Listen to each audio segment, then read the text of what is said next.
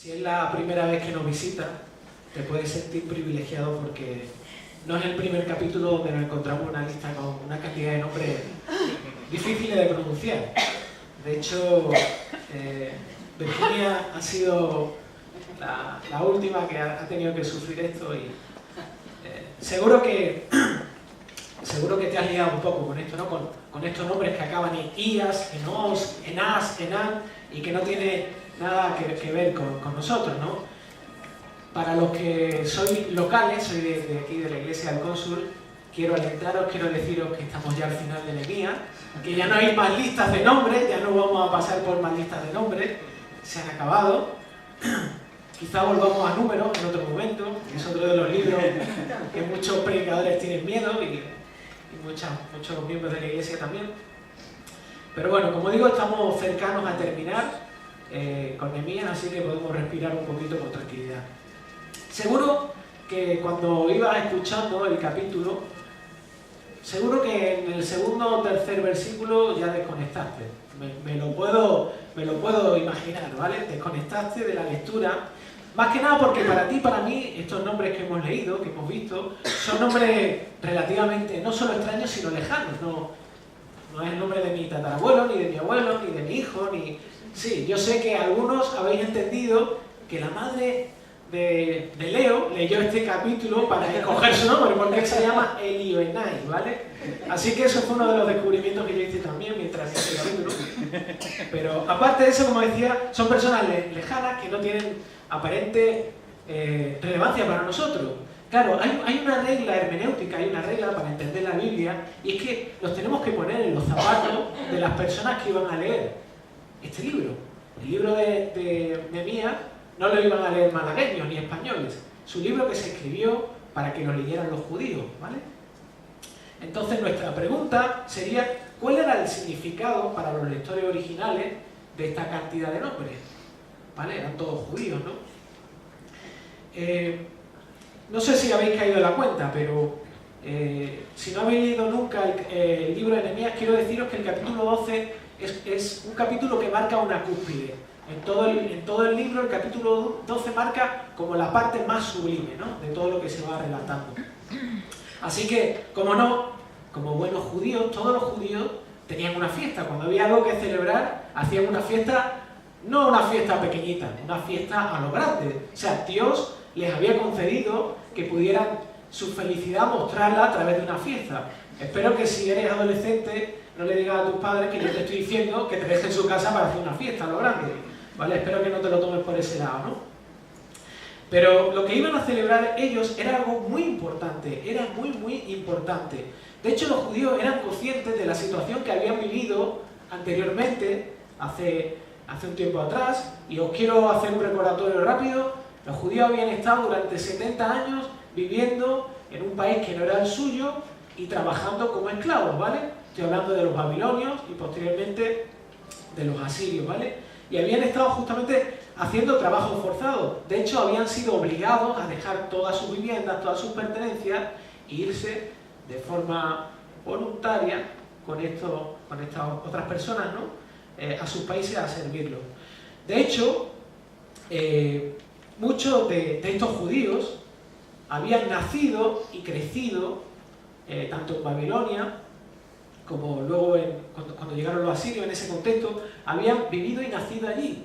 Y para ellos, lo que había ocurrido en Egipto, lo que Dios había hecho con el pueblo de Israel, era como una especie de historia, era como algo que sí, que resonaba, era como cuando nosotros a nuestros hijos les contamos una historia de lo que hemos pasado hace mucho tiempo. Para ellos tienen un concepto de que fue una historia que sí puede ser verdad, está bastante lejana.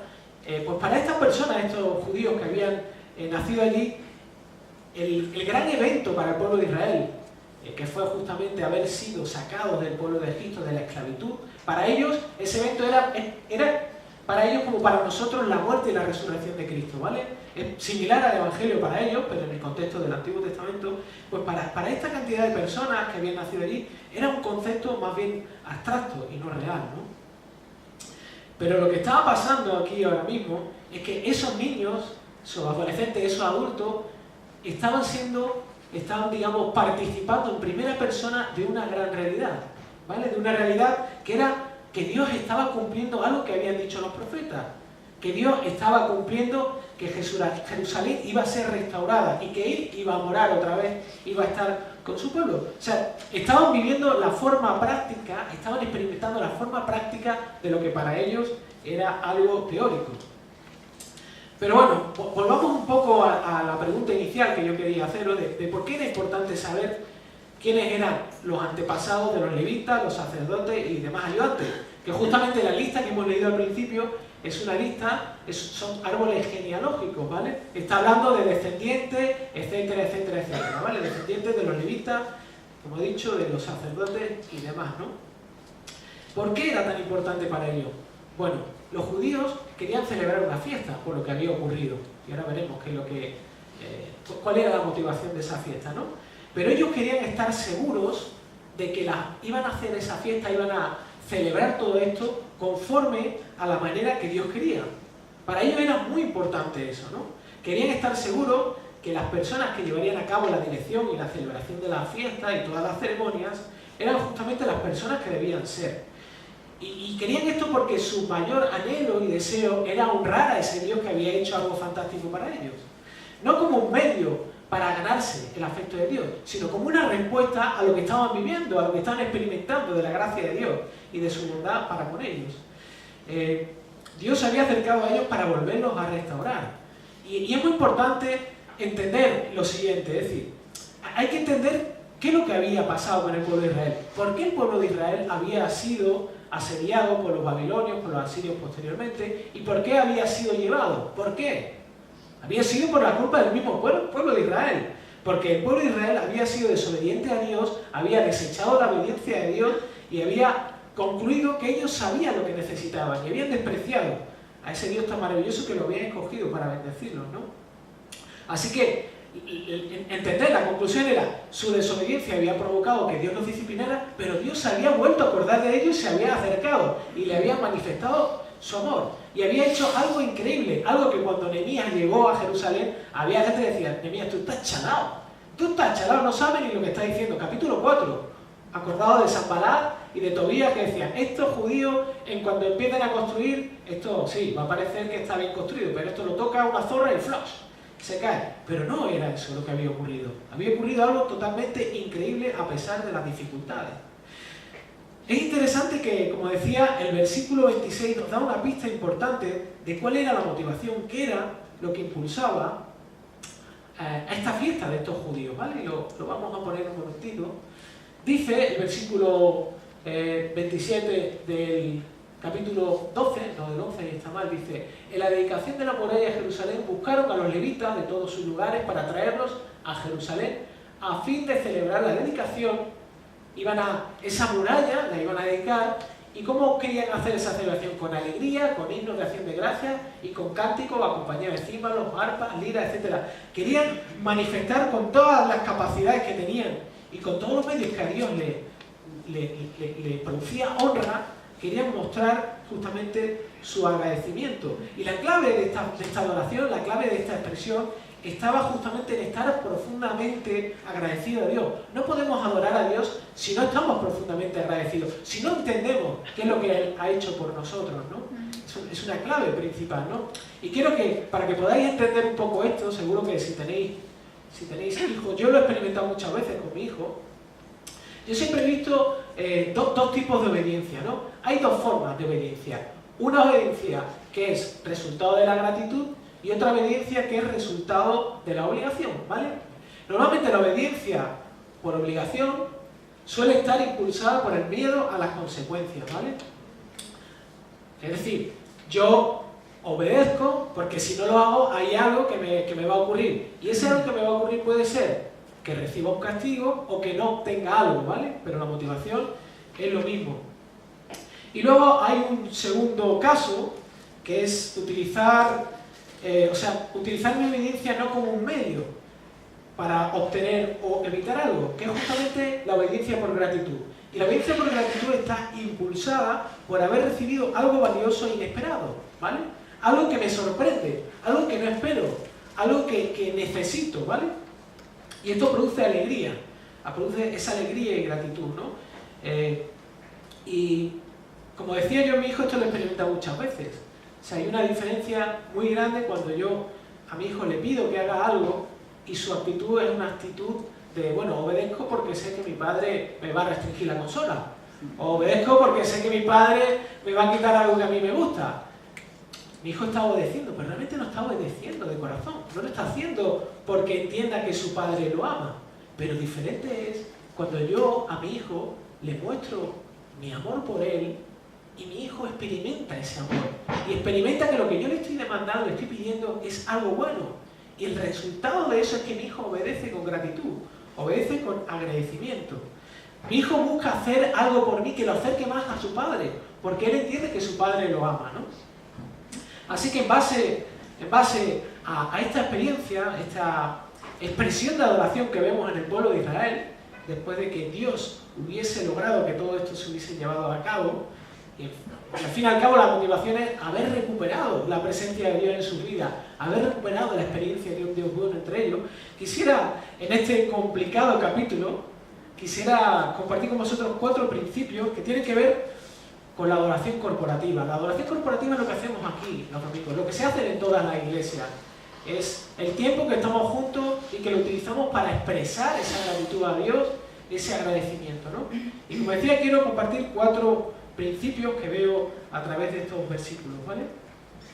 El primero de ellos tiene que ver con el hecho de que la adoración corporativa se enfoca en disfrutar de la gloria de Dios, ¿no? Y como hemos visto en el versículo 27, nos encontramos al pueblo de Dios que se ponen de acuerdo para dedicar las murallas de Jerusalén, ¿vale? Las murallas que protegían a la Jerusalén que estaba en reconstrucción. Estaban llevándose a cabo unas tareas de reconstrucción para que comenzase a funcionar la vida, tal como como existía anteriormente, ¿no? En la ciudad de Dios, que es Jerusalén. Como he dicho, estaría muy bien hacer un flashback y ver todas las cosas que hemos ido aprendiendo a lo largo de Nehemías, pero no hay tiempo, así que no temáis, vamos a seguir adelante, no me voy a parar mucho. Pero sí que me gustaría que entendiésemos una cosa. ¿Por qué estas personas dedicaban la muralla, no? Quizás nos resulte un poco extraño, nosotros también dedicamos cosas a cuestiones específicas, pero en aquella época dedicar algo implicaba no solamente que había un cambio de dueño, no solamente que yo dedicaba algo para otra persona, para otra cosa, y yo ya no era el dueño de esa cosa, sino que aquello a lo que dedicaba era quien decidía la utilidad o el uso, sino que también mostraba una actitud de honra a aquella persona o aquella cosa a la que se dedicaba, ¿no? La restauración de Jerusalén fue llevada a cabo por los mismos judíos. Si leemos todos los capítulos anteriores, vemos a Nehemías dirigiendo e impulsando a todos los judíos, llevándolos, hay que reconstruir la muralla, hay que repoblar la ciudad, realmente ellos llevaron a cabo todas esas acciones. Físicamente, ellos se ensuciaron, ellos se cambiaron de casa, ellos renunciaron y finalmente podríamos decir que con su sudor, con su esfuerzo y todas las tareas de albañilería, que no fueron fáciles, la muralla era suya realmente, ¿no? Pero en la acción de dedicación, lo que ellos estaban mostrando, estaban reconociendo que esas murallas, a pesar de haber trabajado ellos en las murallas, eran fruto de Dios, eran fruto del poder de Dios y de lo que Dios había hecho a través de ellos. Los méritos eran de Dios, no del pueblo judío. Y además esto los llevaba a hacer esta dedicación como un acto voluntario hecho con mucha alegría, ¿no? Interesante que en el versículo 43 vemos, y si recordáis un poco el relato, vemos que se preparan 2 coros muy grandes, donde hay instrumentos, etcétera, etcétera, etcétera. Y estos 2 coros se mueven alrededor de las murallas. ¿Recordáis que Nehemías, la primera vez que fue a Jerusalén, lo primero que hizo fue mirar las murallas y darse cuenta que estaban destrozadas totalmente, ¿no? Fijaos qué diferencia, ¿no? Su forma de celebrar, su alegría, su gozo era volver a recorrer esas murallas y ser conscientes de lo que había ocurrido ahí. Ser conscientes del milagro de esa reconstrucción. Y no solamente eso, sino que después de recorrer las murallas, estos 2 grupos seguidos de todos los judíos acabaron en el templo, ¿vale? El templo para los judíos era el sitio donde Dios vivía. Nosotros, en el Nuevo Testamento, nosotros tenemos acceso a Dios a través del Espíritu Santo, a través de Cristo tenemos acceso a Dios, no tenemos que ir a un templo, pero para los judíos el templo era su lugar principal de comunicación, era donde ellos se encontraban con Dios, ¿vale? Y esta celebración tenía el fin de acercarse a Dios, encontrarse con Él, una actitud de agradecimiento, ¿no? Encontrar la gloria de Dios, que era donde Él estaba, en el templo, ¿no?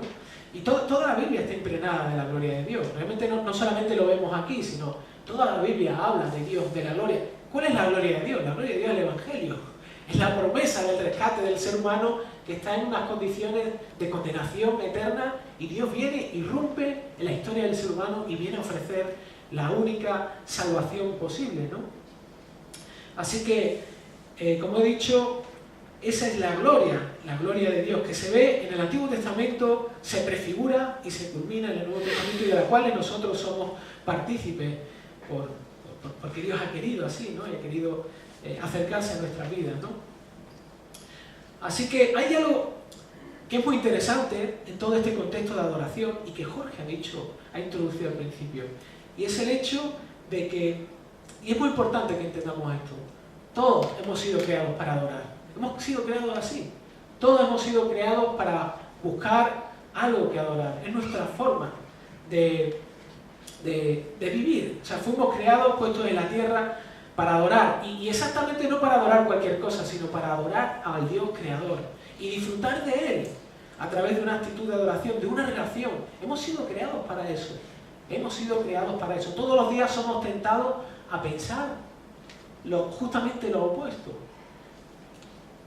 Esto quiere decir, sobre todo, que en nuestra vida lo más importante no somos nosotros mismos, ¿no? Ni son nuestros deseos, ni son nuestros proyectos, incluso tampoco es nuestra familia lo más importante. Sino lo más importante en tu vida, tú que estás aquí escuchándome, es tu relación con Dios y lo que Cristo ha hecho por ti. Eso es lo más importante. Sin esto no tienes vida. Y sin esto estás ciego a una realidad tremenda. Si has conocido ya a Cristo, como yo, entonces la adoración lo que nos llama es a seguir creciendo en conocimiento a Él, ¿vale? Seguir creciendo en la relación con respecto a Él. Todos necesitamos, como creyentes, como cristianos, necesitamos desafiarnos y dudar sanamente de nuestra tendencia a confiar en nuestra propia seguridad. Todos debemos dudar de nuestra propia seguridad. Nuestro corazón, como dice el profeta, es engañoso, nos engaña muchas veces. Así que no confiemos en nuestros esfuerzos o méritos pasados propios, sino confiemos en lo que Dios ha dicho, que Cristo ha hecho por nosotros y que en base a eso hemos sido aceptados. Y crezcamos en las facetas, hasta dónde quiere llegar esto, cómo esto se vuelve relevante en nuestra vida y cómo expone muchas áreas de nuestra vida que aún siguen siendo parte de lo que no queremos entregar a Dios, ¿no? Ahora, si eres de los que no has conocido a Jesús, y quiero decirte, Jesús es el único camino para encontrar esa relación con Dios. No hay otro camino, no hay otro camino. No hay persona, no hay ser humano. Solo es Cristo el que nos permite llegar a Dios, ¿vale? Así que, si eres de los que no has conocido a Cristo todavía, o quizá tienes un conocimiento borroso, poco claro, yo te desafío a que junto a nosotros vengas y vengas a conocerlo, vengas a conocer al Jesús de la Biblia, ¿vale? Jesús de la Biblia no vino a resolvernos la vida, no vino a negociar con nosotros, no vino a dejarnos sentados cómodamente, vino a incomodarnos, sí, te puede resultar extraño, pero Jesús vino a incomodarnos para producir cambios en nuestra vida que nosotros no podemos producir. Jesús vino a liberarnos de nuestros propios deseos, que finalmente nos convierten en personas esclavizadas. Jesús vino a mostrarnos que solo Él es la verdadera vida que necesitamos. Y vino a tendernos la mano y a rescatarnos, y vino para darnos una verdadera esperanza. No una esperanza de vida aquí. Sí, la empezamos a probar aquí, pero una vida que va más allá de lo que nosotros podemos imaginar. Es una esperanza de vida que nos supera con creces y que tiene que ver con la eternidad. Ahora, ¿en qué sentido es importante vivir esto en grupo? Bueno, por un lado, hay una tendencia quizá a pensar que la adoración es más importante al hacerla de manera personal, que bueno, quizá no es tan importante participar con la iglesia o participar, hacer lo que hacemos juntos. Pero quiero decirte una cosa, Vale, en Génesis sabemos que Dios creó al ser humano, ¿vale? Y lo creó con la capacidad de relacionarse, con la necesidad de relacionarse con él. Una relación de adoración, como ya hemos dicho. Pero no pasó mucho tiempo, no pasaron muchos capítulos, hasta que Dios creó a Eva para que junto a Adán se relacionaran, pero a su vez en conjunto se relacionaran con Dios, ¿vale? Y esto es lo que vemos a lo largo del Antiguo Testamento. Lo vemos que Dios prepara un pueblo para sí, que en conjunto, de forma corporativa, se acerca a Dios en una actitud de adoración y de disfrute. Y en el Nuevo Testamento ni decirle, ¿no? El Nuevo Testamento, desde el principio, prácticamente el libro de Hechos, siglo I, la iglesia no es una persona ni dos separadas, es un grupo de creyentes que hacen cosas juntos, que se animan y que adoran a Dios juntos. Así que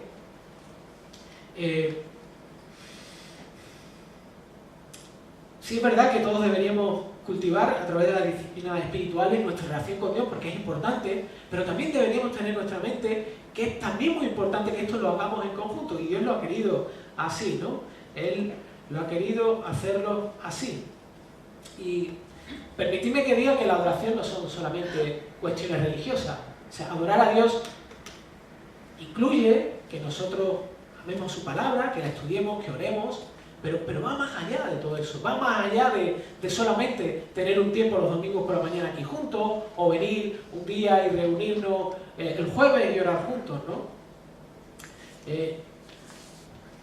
La adoración incluye muchas más facetas, ¿no? Y tiene que ver mucho con el hecho de que adoramos a Dios cuando experimentamos y expresamos que Dios es más valioso que cualquier otra cosa en cualquier contexto. Cuando nuestra vida manifiesta que lo que Dios quiere, que lo que Dios nos enseña, que lo que Dios expresa de forma sabia es mucho mejor que todas las cuestiones que llegan a nuestra vida, ¿no? Y tratan de ocupar su lugar. Algo que para mí es increíble, ¿no? Y que me ha ayudado a meditar esta semana es que no solamente Dios nos pide, sino que nos regala a la iglesia, al conjunto de los creyentes, la posibilidad de vivir de forma imperfecta algo que vamos a estar haciendo durante toda la eternidad. No sé si te has parado a pensar un instante. Y yo muchas veces bromeo con esto, ¿no? En la iglesia a veces hay hermanos que se llevan mal. Y yo le digo, ¿sabes lo que va a pasar? En la eternidad Dios te va a poner a ese hermano al lado tuyo. Durante la eternidad. O sea que conviene que vayas reparando la situación, ¿vale? Que vayas arreglando los problemas y la situación. No solamente por esta cuestión, sino porque eso honra a Dios también. Pero el hecho es que podemos, cuando estamos juntos, podemos vivir durante, sí, yo sé que a veces es corto, en un instante, pero vamos a estar durante la eternidad experimentando la presencia de Dios en nuestras vidas con un disfrute y con un gozo que nunca en tu vida has podido vivir. Nunca en tu vida has podido experimentar. Aquí probamos pequeñas gotitas, pero yo no sé vosotros, pero mi corazón desea más de eso. Y aquí, en la iglesia, juntos podemos llegar a experimentar eso. Eso en tu casa no lo vas a poder vivir, ¿vale? No lo vas a poder vivir. Y otra serie de cosas que son muy importantes de vivir en comunidad, ¿no? De forma corporativa. De hecho, en el Salmo 133, versículo 1 al 3, el salmista dice: mirad cuán bueno y agradable es que los hermanos habiten juntos en armonía. Es como el óleo precioso sobre la cabeza, el cual desciende sobre la barba de Aarón, que desciende hasta el borde de las vestiduras. Es como el rocío de Hermón, que desciende sobre los montes de Sión, porque allí mandó el Señor la bendición, la vida para siempre. Es decir, nosotros, como decía, podemos vivir y experimentar lo que significará vivir para siempre junto al resto de santos, delante de un Dios perfecto y amoroso. Yo no sé a ti, pero a mí me parece increíble que Dios quiera que nosotros vivamos así, aun conociendo cómo son nuestros corazones y nuestros conflictos a veces. Pero me parece increíble el regalo y la gracia y la misericordia de Dios queriendo invitarnos a hacer esto. El segundo principio, la segunda enseñanza que yo veo en este texto es que la adoración corporativa va a afectar a las siguientes generaciones. Lo que hagamos nosotros, como nosotros entendamos la adoración, y no estoy hablando solamente de formas, que incluye, va más allá, eso va a afectar al resto de las generaciones. Hay una cosa que me llama mucho la atención, ¿no? Dice que en los versículos 36, 45 y 46, dice que las personas encargadas de preparar la celebración, los que cantaban, los que llevaban los instrumentos, lo iban a hacer conforme David y Salomón lo habían hecho. Eso es lo que dice, ¿no?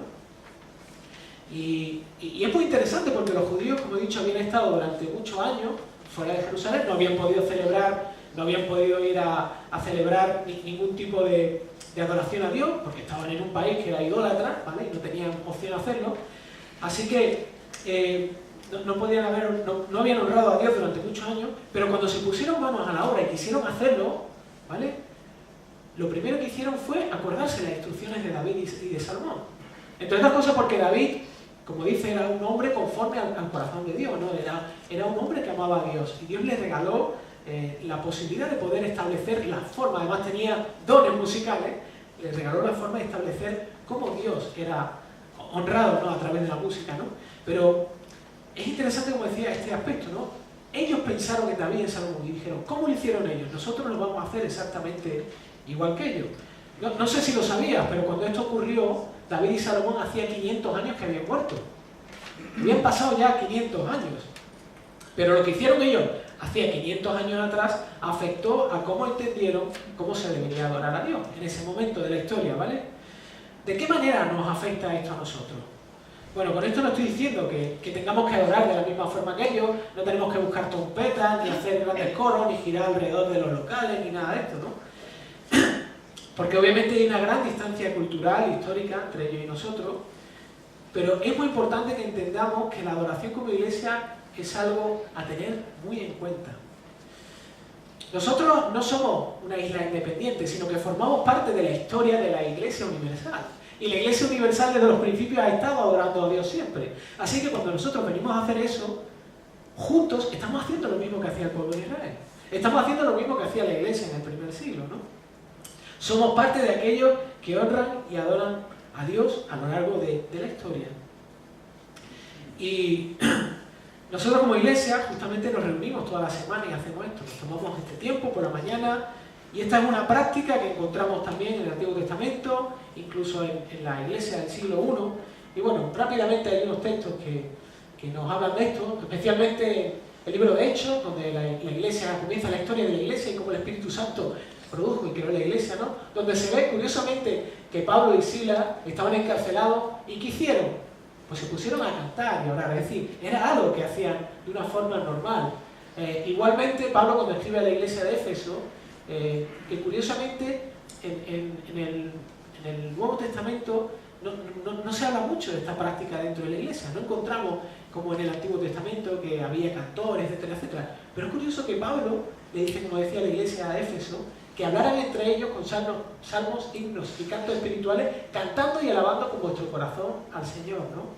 Es interesante que es importante esto, ¿no? Levantamos nuestras voces y expresamos verdades que nos recuerdan el carácter de Dios y lo que Él ha hecho por nosotros. Eso es lo que hacemos cuando nos reunimos a cantar juntos. Y necesitamos hacer esto juntos, porque cuando cantamos hacemos teología. Cuando cantamos decimos cosas de Dios. Hacemos teología, hablamos de Dios. Cuando cantamos nos afirmamos y recordamos a nosotros mismos y a los demás lo que creemos de Dios. Debería ser así.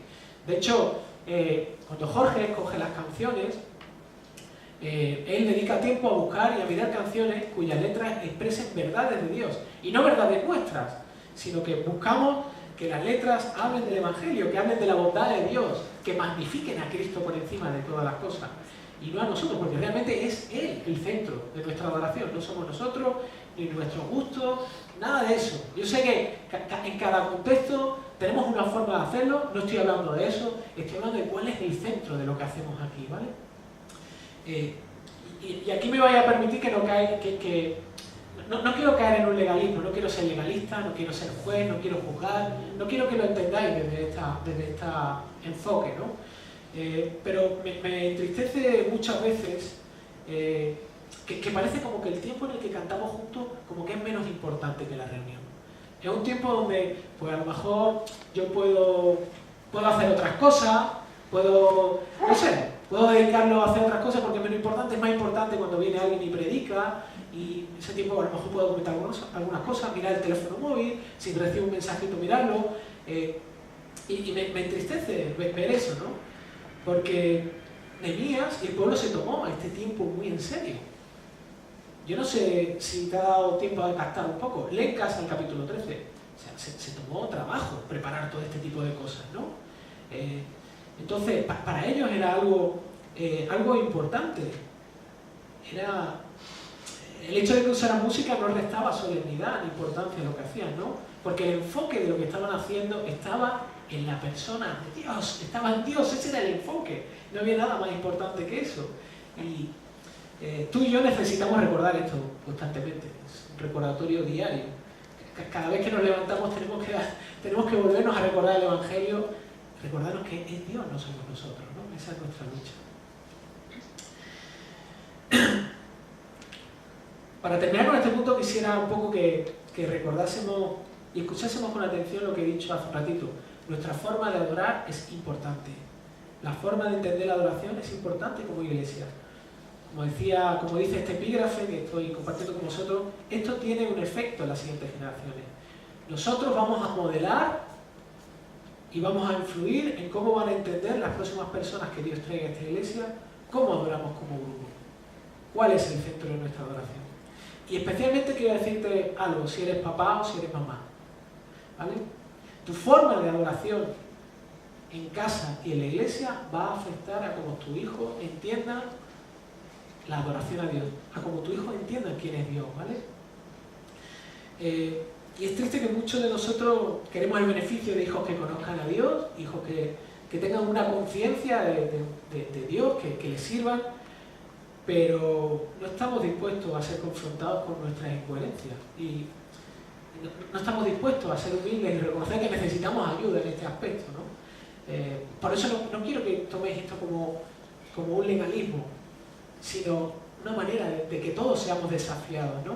De que todos somos desafiados a entender la adoración real, cuál es el sentido de ella, cómo vivimos la adoración de forma individual y en grupo y en familia, ¿no? Y son preguntas que me gustaría que os las llevaseis para meditar en casa y buscar qué es lo que Dios dice en la Biblia de eso. ¿Qué te está diciendo Dios a través de su palabra en la Biblia respecto a la adoración, ¿no?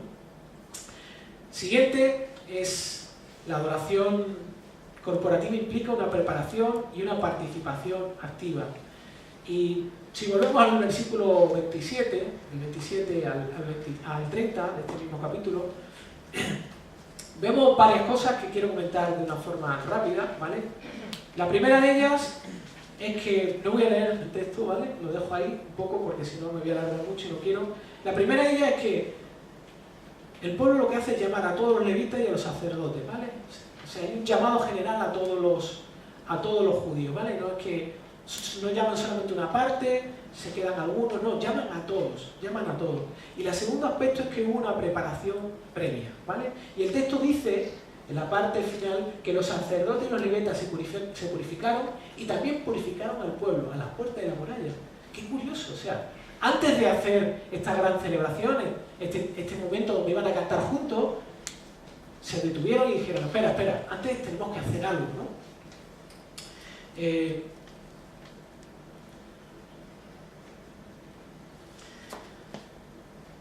Y la purificación es curioso, ¿no? Porque era un rito judío, el sentido de la purificación era limpiarse, los judíos se metían en unas tinajas llenas de agua y ese rito lo que llevaba era a limpiarse, encontrarse en una condición para poder estar delante de Dios. Y para que te hagas una idea del esfuerzo y del trabajo que les costaría a ellos, Esdras nos ayuda a saber, porque Nehemías no lo dice, Esdras nos ayuda a saber un poco cuánta gente era.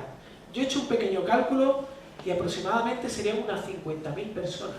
O sea, estamos hablando, el Camp Nou, no sé si lo conocen, alguna vez ha ido, la mitad del Camp Nou lleno de personas esperando a ser bañadas y lavadas con agua y luego tenían que hacerlo con todas las murallas. O sea, imagínate cuánta cantidad de agua había que preparar, cuántas tinajas, cuántas personas organizando eso, cuántas colas habría esperando, o sea, una cantidad de despliegue de recursos impresionante. Pero eso lo que nos muestra es que para ellos era importante hacer esto, era muy importante prepararse, era muy importante estar preparados antes de encontrarse con Dios, con la gloria de Dios, era muy importante. Nosotros no estoy diciendo ahora que tengamos que poner una tinaja y nos tenemos que bañar cada vez. Espero que vengas duchado de casa, ¿no? Por amor al que tienes al lado, espero, ¿no? Pero sobre todo estos días que hace mucho calor. Pero lo que quiero que entendáis es que Como decía, como dice el libro de Hebreos, nosotros no necesitamos purificarnos, hemos sido purificados por el sacrificio de Cristo una vez y para siempre, ¿vale? No tenemos que volver a hacer un sacrificio para presentarnos delante de Dios, pero sí es necesario y es interesante que pensemos la importancia de prepararse. Te voy a decir por qué. Cuando te vas a una boda, ¿tú te preparas? ¿O te levantas de la cama con el pelo así, si tienes pelo? No es mi caso, yo sí me lo ahorro, pero te levantas con el pelo dorado y no te duchas, te pones los zapatos sucios, vas de cualquier forma. No, tú te preparas. Te buscas un vestido, te peinas, porque quieres honrar a las personas que van a celebrar su boda, quieres formar parte de todas las personas que están allí y no quieres desentonar, ¿no? Igual cuando nos vamos a la playa, ¿no? A la playa nos preparamos, buscamos cosas adecuadas para la playa. Exactamente pasa igual cuando nos vamos de vacaciones. Organizamos el viaje o cuando uno tiene un examen se prepara, o por lo menos espero que te prepares los exámenes, ¿no? Y no ores el día antes pidiéndole a Dios que te ilumine en medio del examen. Pero la cuestión es, y aquí viene la pregunta, esta es la gran pregunta que estáis esperando todos. ¿Te preparas para encontrarte con el Dios del universo junto al resto de tus hermanos? ¿Te preparas para ti? ¿Es importante el encuentro con Dios junto con el resto de la familia? ¿Realmente estamos apreciando el privilegio, honor y gozo que supone estar con Él? ¿Realmente valoramos eso? ¿Vale? No solamente me estoy refiriendo al tiempo que cantamos, sino me estoy refiriendo a todo lo que hacemos nosotros normalmente. Y mi intención, como siempre, yo cada vez que me subo aquí hago muchas preguntas, lo siento, son preguntas que yo comparto con vosotros porque me las hago yo también, ¿no? Pero mi reto es desafiarte justamente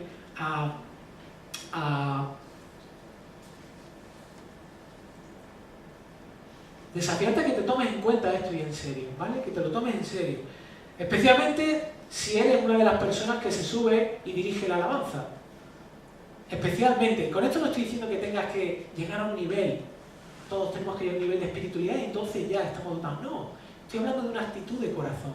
Una actitud de corazón que desea tener un encuentro con Dios cuando estamos juntos aquí en la iglesia. Pero ¿cuál es el objetivo final de prepararnos? Bueno, el objetivo final de prepararnos es poder tener un corazón que esté puesto al gozo que deseamos experimentar cuando somos asombrados por Dios. Ese es el objetivo. El objetivo de prepararnos no es estar bien con Dios, sino recibir. Prepararnos para que Dios nos dé lo que no tenemos, para que Dios nos llene de su gozo, para que Dios nos haga que nuestro corazón vuelva a experimentar lo que significa que Él nos ha salvado y que nos ha unido a una familia y nos ha dado una vida nueva en la que podemos disfrutar de Él y de otras muchas cosas de forma nueva. Y no estoy hablando de unos sentimientos superficiales, sino de lo que realmente Dios quiere hacer en nuestra vida. Es lo que Él quiere hacer en tu vida.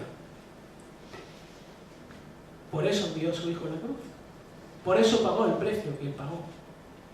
Porque Él quiere que tú realmente pruebes lo bueno que es Él. Y que no te separes. Y que te quedes enganchado. Como decía, el desear prepararnos también nos va a ayudar a darnos cuenta de lo que realmente es importante para nosotros. Si tu cita con Dios y el resto de tu familia es importante para ti, entonces querrás prepararte. Y voy a ser un poco pragmático, voy a ser práctico, y quisiera darte, son 5 consejos, que te pueden ayudar para prepararte antes de venir un domingo, antes de participar en la reunión, ¿vale? El primero de ellos es, y este seguro que no es una novedad para ti, es orar durante la semana. Es muy importante que si Dios nos va a hablar de una forma especial el domingo, que vayamos preparando nuestro corazón. Ora por ti y por los demás. No solamente por ti, ora por las personas que Dios ha puesto en la iglesia, tu hermano. Y especialmente ora por la persona que va a predicar. Te lo dice el que predica. Es una tarea compleja, difícil, una tarea... No quiero añadir méritos por mi parte, pero es complejo, porque nuestra naturaleza lucha contra la verdad de Dios. Así que ora por la persona que esté preparando el mensaje. Pide a Dios que su verdad sea comunicada con relevancia y frescura. Y aprovecha, y esto especialmente lo digo aquí, aprovecha las series. ¿Sabéis por qué? Porque las series te anticipan qué es lo que viene. El que predica sabe lo que va a predicar y el que va a escuchar sabe lo que viene. Así que aprovecha las series y utiliza los textos para tu devocional, para estudiar, para profundizar y para completar lo que la persona que predique comparta contigo. Procura descansar bien el día de antes. Esto suena poco espiritual, ¿verdad? Parece que alguien está hablando no sé, de algo deportivo, ¿no? De cómo sentirse más saludable. Pero nosotros somos espíritu y tenemos un cuerpo físico que están unidos y somos afectados mutuamente, ¿vale? Entonces es importante. Si no descansas bien la noche anterior, te va a costar mucho trabajo seguirme a mí. Sobre todo si me alargo un poco. Espero que hoy me perdonéis porque quizás me alargue un poquito. No mucho, pero espero que me perdonéis. Pero te va a costar mucho trabajo entender y poder estar conectado a lo que la persona está comunicando, está predicando. Estarás pensando más en la siesta que te vas a echar después de comer. Más de alguno de los que estáis aquí seguro que estáis pensando en eso. Más que en la necesidad que tienes de recibir la palabra de Dios. La necesidad que tienes de encontrarte con el Señor y su palabra hoy, ahora. Y otra cosa, y esto yo sé que también es una de las luchas de muchos de vosotros, y mía también, es cuidar con lo que alimentas tu mente el sábado por la noche. Te desafío, no te voy a decir que no veas nada, o no te voy a decir lo que no tienes que ver. Te desafío a que te preguntes por qué ves lo que ves. ¿Por qué ves lo que ves en la televisión? ¿Qué es lo que te impulsa a ver eso? ¿Vale? Y que seas sincero delante de Dios y que cuestiones si lo que estás viendo es algo que te ayuda a amar a tus hermanos y amar a Dios más, o realmente lo que estás viendo está produciendo otro tipo de cosas en tu corazón, ¿no? Si las dos primeras son un desafío, la tercera va a ser otro desafío.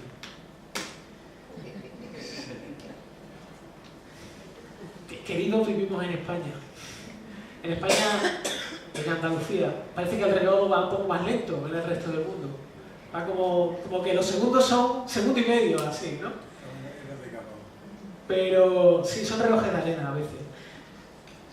Pero otro consejo es que llegues un poco antes y dediques tiempo para pedirle al Señor que te hable hoy. O sea, es que, como dice Juan 15:5, sin Él no podemos hacer nada.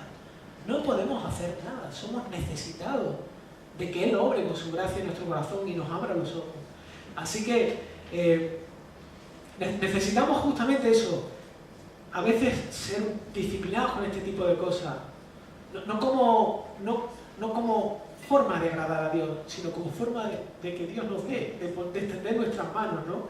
Importante, prepararnos recordando lo que Jesús hizo en la cruz por nosotros. A veces llegamos con un sentido de indignidad y de suciedad y venimos a que Cristo derrame y nos recuerde su gracia. Venimos a que Dios nos golpee con su gracia y que nos muestre que Él, a pesar de nosotros mismos, en nuestra situación de pobreza y de humildad, quiere darnos gozo y alegría. Quiere recordarnos lo que Jesús es para nosotros y quiere que Jesús sea lo central, que sea un tesoro, que experimentemos ese tesoro, ¿no? También piensa en tu pecado y cómo el hecho histórico de que Jesús resucitara te ha liberado de él. Sí, luchamos como creyentes con el pecado, pero ya no somos esclavos de él, ya tenemos los recursos. Dios nos ha dado sus recursos, no son nuestros. Nosotros no somos el héroe, Él es el héroe y Él está con nosotros y nosotros. Así que piensa en la eternidad. Esta es una de las cosas que a mí me ayuda, pensar en la eternidad. Pensar en la eternidad, pensar en las promesas de Dios, pensar en los recursos, como he dicho antes, pensar en todo lo que Dios es en Cristo para nosotros. Para los más jóvenes. Cuarto, desconéctate de la red. ¡Qué desafío! Yo te invito a que pruebes, los más jóvenes y los más adultos también. Yo también tengo problemas con esto, así que no estoy hablando como el que lo sabe todo, ¿no? Seamos desafiados a desconectarnos de los mensajes y de las notificaciones y vamos a retarnos a buscar un tiempo para estar con el Señor. Vamos a estar juntos delante de Dios, con aquel que nos da la vida y que nos sigue sosteniendo la vida porque es suya, no es nuestra. Y por último, algo que te habrás dado cuenta, hemos repartido unos bosquejos. Está comprobado, si tú no tomas notas de lo que Dios te está diciendo, de lo que estás entendiendo del pasaje bíblico, te aseguro que esta tarde ya no te acordarás. No te acordarás. ¿Qué almorzaste antes de ayer? Tienes que pensar un rato, a no ser que tengas programada la comida. Es importante, somos seres débiles. Se nos olvidan las cosas. Así que utiliza los bosquejos, toma nota. Te acordarás, quizás te acordarás de algún mensaje si he tenido alguna ilustración graciosa y te acordarás solo de la ilustración que te hizo reír, ¿vale? Seguramente si David habló de su flequillo, este tipo de cosas, te acordarás, ¿no? Pero si pone otro tipo de ilustración no te acordarás. Y no te acordarás cuál es el contenido del mensaje. Así que es importante para ti, es bueno para ti que anotes los textos bíblicos y que uses tus notas para volver a lo largo de la semana. Vuelve otra vez al texto. Mira lo que la persona compartió. Haz como lo debería. Ve al texto y busca y compara. No te quedes satisfecho con lo que alguien te dice, sino sé desafiado a acercarte a la Biblia. Y comparte todas estas cosas con las personas que tienes alrededor tuya. Coméntalo con tu hermano. Y coméntalo con personas que no sean creyentes, las cosas que has descubierto y que Dios te ha traído a tu vida. Y vamos al cuarto principio de la adoración corporativa, ¿no? Que es que la adoración corporativa muestra la unidad gozosa de la iglesia. Estamos ya en el último punto, estamos ya terminando. Y en este último punto quisiera compartir brevemente lo que se expresa en el versículo 43, ¿no? Donde se nos dice que justamente al final de esta fiesta lo que ocurre es que todo el pueblo de Israel estaban muy felices, porque en este versículo se repite 3 veces regocijaron, regocijo, es decir, no era solamente una felicidad superficial, era algo mucho más profundo que salía hacia afuera, ¿no? Y ahí, como decía, hay una serie de cosas en este texto que me gustaría compartir con vosotros. La primera de ellas tiene que ver con el hecho que reconocieron que la alegría que ellos tenían era un regalo de Dios, ¿vale? Dice, y se regocijaron porque Dios les había dado gran alegría. Era Dios el que les había producido ese gozo dentro de ellos, no venía de ellos mismos, ¿no?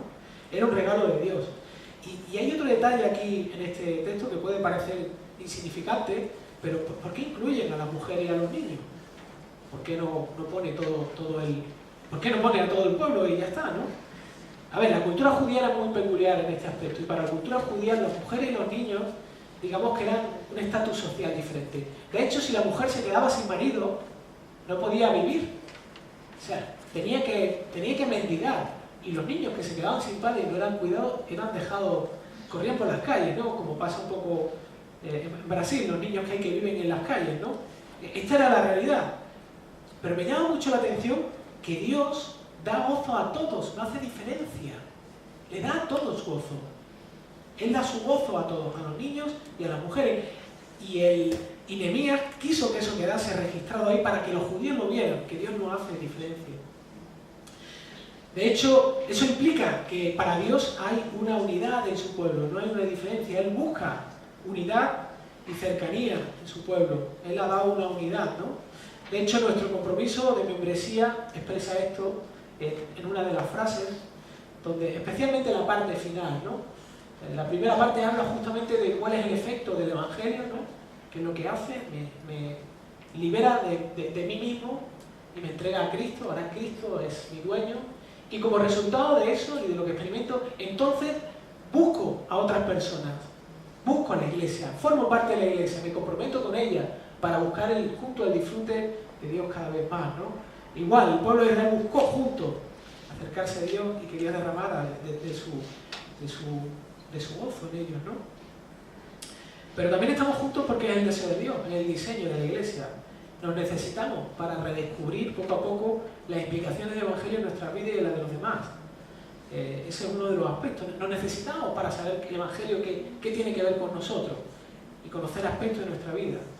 Y el segundo de los aspectos es que esa unidad, ese gozo que solamente es capaz de producir Dios, es llamativo hacia afuera. Vivimos en una sociedad rota, donde las relaciones se rompen por causa del pecado, donde los matrimonios se rompen, el egoísmo, etc. Todo esto son cosas que vemos a lo largo de nuestra vida, no solamente fuera, sino incluso dentro de nuestras propias familias. Pero la gran diferencia que hay con respecto a la Iglesia no es que la Iglesia no pase por esto, esa no es la diferencia, porque seamos realistas, dentro de la Iglesia ocurre esto también. La gran diferencia es que Dios nos ha dado una unidad en Él, en su Espíritu, nos ha dado los recursos para poder manejar estas situaciones de forma diferente. Y cuando Dios obra en medio de nosotros y nosotros utilizamos sus recursos, la forma en que resolvemos este tipo de cosas es atractiva para las personas que no conocen a Cristo, ¿no? De hecho, eso es un tema que trata Pablo en Efesios, que no vamos a leer el versículo, pero la intención es que de la Iglesia en esa unidad es que cuando vivimos juntos en Cristo mostramos lo bueno que es Dios. Es una forma de manifestar, sí, predicamos el Evangelio, compartimos la verdad de Cristo, expresamos el mensaje del Evangelio con nuestras palabras, pero nosotros expresamos en nuestra forma de vivir cómo eso cambia nuestra vida. Y apuntan a aquel que puede producir eso en la vida de otras personas, ¿no? Y que vale la pena vivir para eso. Es mucho más valioso que lo demás. Quisiera, como conclusión, y me da pena, y no os va a dar tiempo a escribirla, así que os invito a que disfrutéis de la frase. Son 8 frases que hablan sobre la adoración corporativa, sobre lo que hacemos como iglesia. Si alguno los quiere, yo se las paso luego, pero me gustaría que las leyésemos juntos como conclusión de todo este mensaje, ¿no? Y dice: la adoración corporativa está diseñada para alejarte de tus propios deseos y dirigirte hacia lo que tu Salvador ha vivido y muerto para darte. ¿Vale? Esa es una de las funciones de la adoración corporativa.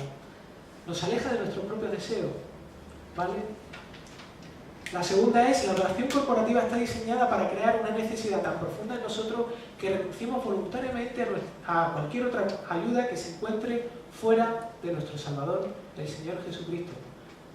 El estar juntos delante de Dios nos preserva de buscar en otros lugares lo que solamente Dios y lo que solamente Jesucristo puede hacer y puede ayudarnos a nosotros. Realmente nos elimina otra serie de alternativas que no son reales, que no son verdaderas. La tercera es: la adoración corporativa está diseñada para estimular y enfocar la adoración cotidiana que motiva todas las cosas que dice o hace en cada momento de tu vida. Venimos aquí porque a lo largo de la semana vamos desprogramándonos y venimos aquí para recordarnos que lo que hacemos en nuestra vida diaria no está desconectado de lo que hacemos aquí, sino que está muy conectado, está conectado con Dios. La adoración corporativa está diseñada para recordarte que tu corazón hambriento solo estará satisfecho cuando viva entregado al Rey Salvador. Como decía Jorge, adoradores natos, decía, creo que era Spurgeon, ¿no?, que todo hombre que va a un sitio de citas, a un prostíbulo, está buscando a Dios. Realmente es una frase que lo que trata de expresar es: toda persona que trata de saciarse haciendo algo está buscando la adoración a Dios, pero no la encuentra, está ciego. Y realmente cuando venimos juntos nos recordamos esta realidad, que es solamente el Rey Salvador quien puede llenar nuestras vidas y darnos la identidad real y verdadera. La adoración corporativa está diseñada para representarte un Salvador que perdona, transforma, guía, protege y asiste a cada uno de los que son suyos. No estás solo. Vienes aquí a recordar que no estás solo, no estás solo. Durante la semana puedes tener momentos donde te encuentres solo, donde dudes de que Dios está presente, donde dudes que Cristo murió en la cruz por ti, pero vienes aquí para que nos recordemos juntos esta realidad y esta verdad. La adoración corporativa está destinada a recordarnos que el que está sentado en el trono es la definición de poder, gloria, santidad, sabiduría y amor. Él no es que tenga, es. Cristo es la definición. Él es la definición del poder, de la gloria, de la santidad, sabiduría y amor. Y nos recordamos esto para vivir a la luz de esa verdad y de esa realidad. La penúltima es: la adoración corporativa está diseñada para liberarte de la falsa creencia de que puedes vivir y crecer como cristiano sin comprometerte en una iglesia. querido amigo, no puedes vivir sin una iglesia. Puedes creer que puedes vivir sin una iglesia. Puedes estar un tiempo sin una iglesia. Pero Dios nos ha diseñado para vivir de forma corporativa.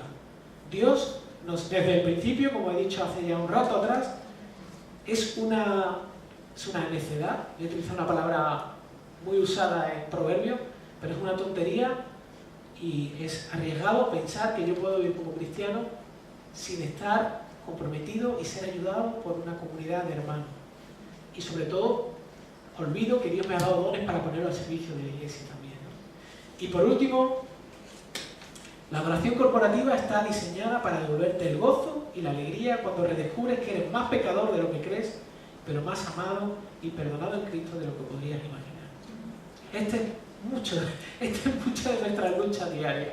Llegamos a la iglesia cargados porque hemos perdido la percepción de esta realidad y venimos a alentarnos y que Dios nos llene con su verdad nuevamente. Así que terminamos, vamos a orar y vamos a pedir al Señor que nos ayude a que estas realidades nos impacten y nos alienten y nos pongan un deseo de adorarlo, de buscarlo y de crecer más en él.